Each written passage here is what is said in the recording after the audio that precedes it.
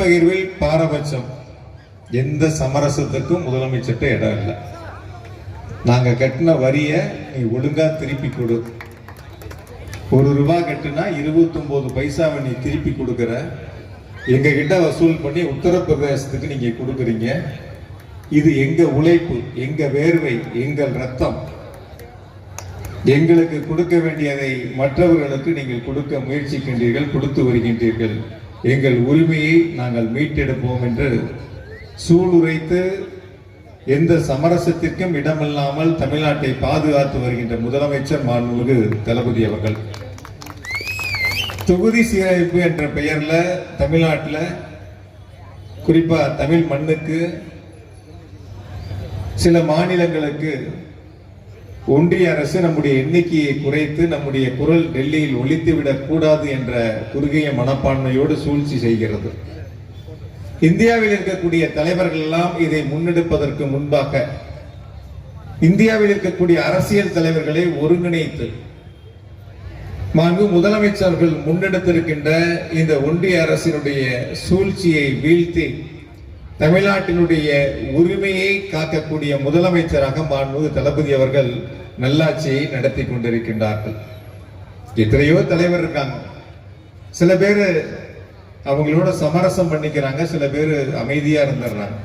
ஆனா நம்ம முதலமைச்சர் மாண்பு தளபதி அவர்கள் மட்டும்தான் இந்தியாவில் ஒரு ஆளுமை மிக்க தலைவராக, ஒரு நெஞ்சுரம் மிக்க தலைவராக, தன் வாக்களித்து தன்னை நம்பி வாக்களித்த தாய்நாட்டு மக்களை காத்திட வேண்டும், தமிழ் உரிமையை, தமிழ்நாட்டு உரிமையை பாதுகாத்திட வேண்டும் என்று நெஞ்சுரத்தோடு போராடி நம்முடைய உரிமையை மீட்டெடுத்திருக்கக்கூடிய முதலமைச்சராக மாண்பு தளபதி அவர்கள் நல்லாட்சியை நடத்தி கொண்டிருக்கின்றார்கள். எனவே இந்த 3 நிலைகளிலும் இந்தி திணிப்பாக இருந்தாலும் சரி, முதலமைச்சர் மாண்பு தளபதி அவர்களுக்கு நம்முடைய கரூர் மாவட்ட மக்கள், கரூர் சட்டமன்ற தொகுதி மக்கள் என்றும் உறுதுணையாக இருந்திட வேண்டும் என்று அன்போடு கேட்டுக்கொண்டு, ஒரே ஒரு கேள்வி நம்முடைய சகோதரர்கள் மத்தியில் 2-3 தினங்களுக்கு முன்பாக கடந்த 14ஆம் தேதி நிதிநிலை அறிக்கையை சட்டமன்றத்தில் தாக்கல் செய்யப்பட்டது. நிறைய கல்லூரி மாணவர்கள் வருகை வந்திருக்கீங்க, வந்துருக்கீங்களா? காலேஜ் ஸ்டூடெண்ட் இருக்கீங்க. அதுல உங்களுக்குன்னு ஒரு ஸ்கீம் இருக்கு. பட்ஜெட்ல உங்களுக்குன்னு ஒரு வரலாற்று சிறப்பு மிக்க ஒரு திட்டத்தை 2000 கோடி மதிப்பில் முதலமைச்சர் அவர்கள் நிதிநிலை அறிக்கையில் அறிவிச்சிருக்காங்க. யாராவது ஒருத்தர் லேப்டாப் 20 லட்சம் பேருக்கு, எவ்வளவு பேருக்கு? அண்ணன் சூர்யா சேவியர்னு சொன்னாங்க, மாட்டு மூத்திரத்தை குடிங்க, மாட்டு சாணத்தை சாப்பிடுங்க.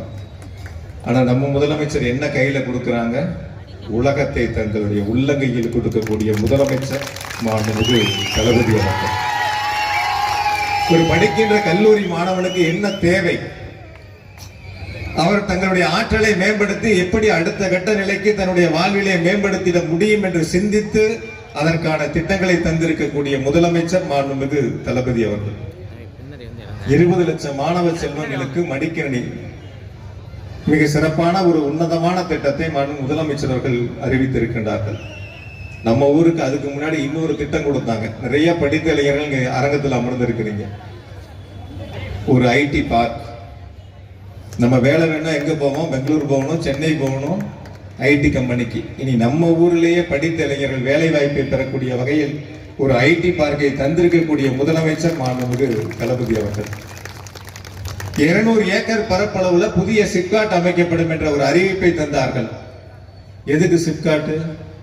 புதிய தொழிற்சாலைகள் வரும், இளைஞர்களுக்கும் இளம்பெண்களுக்கும் வேலை வாய்ப்பை வழங்கிட முடியும் என்ற பரந்த மனப்பான்மையோடு நம்முடைய கரூர் மாவட்டத்திற்கு 200 ஏக்கர் பரப்பளவில் அறிவிக்கப்பட்ட அந்த சிப்காட்டிற்கு இப்பொழுது 250 ஏக்கர் இடம் தேர்வு செய்யப்பட்டு அரசுக்கு பரிந்துரை செய்யப்பட்டிருக்கிறது.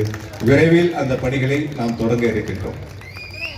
அக்ரி காலேஜ் படிக்கணும், வேளாண்மை பற்றி படிக்கிறேன்னா வேற வேற மாவட்டங்களுக்கு நம்ம போகணும் மாணவ செல்வங்கள். அந்த நிலையை மாற்றி 2021ஆம் ஆண்டே கரூர் மாவட்டத்திற்கு ஒரு அரசு வேளாண்மை கல்லூரியை வழங்கி தங்களுடைய திருக்கரங்களால் தொடங்கி வைத்து இன்று மாணவ செல்வங்கள் சிறந்த ஒரு கல்வியை பயில்கிறார் என்று சொன்னால் முதலமைச்சர்கள் நம்முடைய மாவட்டத்திற்கு வழங்கிய ஒரு வரலாற்று சிறப்பு மிக்க திட்டம். அரவக்குறிச்சி எம்எல்ஏ மேடையில் இருக்கார். அரவக்குறிச்சியில் பல ஆண்டுகால கோரிக்கை, அந்த கிராம பகுதியிலே ஒரு அரசு கலைக்கல்லூரி வேண்டும் என்ற கோரிக்கை, அங்கேயும் ஒரு அரசு கலைக்கல்லூரியை தந்து அந்த கிராம பகுதியிலும் படிக்கின்ற ஏழை மக்களுக்கு உயர்கல்வியை தந்திருக்கக்கூடிய முதலமைச்சர் மாண்புமிகு தளபதி அவர்கள். ஒன்றை மட்டும் வந்திருக்கக்கூடிய தம்பிமார்களை, சகோதரர்களை சிந்தித்து பாருங்கள். யார் நமக்காக திட்டங்களை தருகின்றவர்கள்? யார் நமக்காக உழைக்கக்கூடியவர்கள்? நம்மை பற்றி யார் சிந்திக்கக்கூடியவர்கள்? நம்மோடு மக்களோடு மக்களாக இருந்து நம்மை யார் உயர்ந்த நிலைக்கு அழைத்து செல்லக்கூடியவர்கள்? படிக்கணும், வேலைக்கு போகணும், நம்மை நாம் மேம்படுத்திக் கொள்ளணும். அதுக்குதான் முதலமைச்சருடைய கனவு திட்டம் நான் முதல்வர் என்ற ஒரு அற்புதமான திட்டத்தை கொடுத்து லட்சக்கணக்கான இளைஞர்களுக்கு வேலை வாய்ப்பை தந்திருக்கக்கூடிய முதலமைச்சர் மாண்புமிகு தளபதி என்பதை நாம் நினைத்து பார்க்க வேண்டும். இப்படி ஆயிரம் திட்டங்களை தந்திருக்கக்கூடிய முதலமைச்சர் மாண்புமிகு தளபதி அவர்களுக்கும் இளைஞர்களுடைய வழிநடத்தி கொண்டிருக்கின்ற இளம் தலைவராக, இந்தியாவினுடைய விளையாட்டு தலைநகராக தமிழ்நாட்டை மாற்றி காட்டி பல்வேறு சர்வதேச தரத்திலான விளையாட்டு போட்டிகளை தமிழ்நாட்டிலே நடத்தி தமிழ்நாட்டிற்கு பெருமை சேர்த்திருக்கக்கூடிய இளம் தலைவர் மாண்புமிகு துணை முதலமைச்சர் அவர்களுக்கும் உறுதுணையாக இருந்து வரக்கூடிய சட்டமன்ற தேர்தல் என்ன சொன்னாங்க? அரவக்குறிச்சியில் வாங்கின ஓட்டுகளை பற்றி. அரவக்குறிச்சி மட்டும் இல்லை, எங்க நின்னாலும் வாங்குவது முட்டையாக இருக்க வேண்டும். இனி தேர்தல் களம் என்பதை பற்றி அவர்கள் சிந்திக்கவே கூடாது. தேர்தல் களம் என்பதை பற்றி அவர்கள் சிந்திக்கவே கூடாது. அதற்கு இளைஞர்கள் நம்மை நாம் தயார்படுத்திக் கொள்ள வேண்டும்.